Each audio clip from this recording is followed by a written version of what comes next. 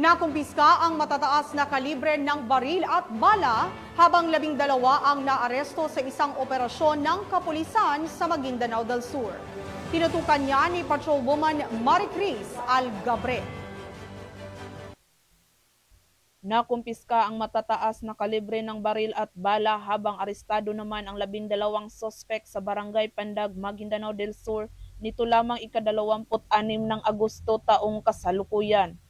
Kinilala ni Police Lieutenant Ernesto M. Rivera, officer in charge ng Pandag Municipal Police Station, ang mga sospek na sina alias Salik, alias Ale, alias Ansa, alias Amer, alias Abo, alias Norha, alias Jihad, alias Moha, alias Maher, alias Norman, alias Norhan at alias Ahmad na pare-parehong residente ng Maguindanao del Sur.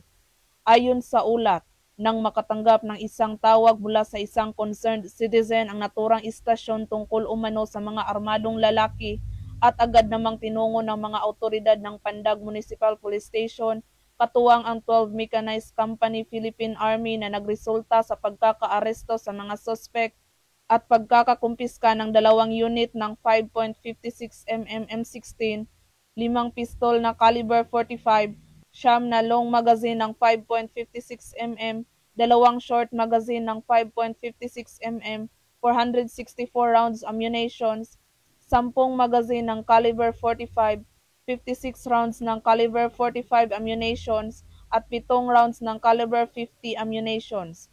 Samantala, ang mga naarestong suspect ay kasalukuyang nasa kustudiya ng Pandag Municipal Police Station at mahaharap sa kasong paglabag sa Republic Act 10591 o Comprehensive Firearms and Ammunition Regulation Act, habang ang mga nakumpiskang baril ay i-turn over sa Regional Forensic Unit BAR para sa ballistic examination.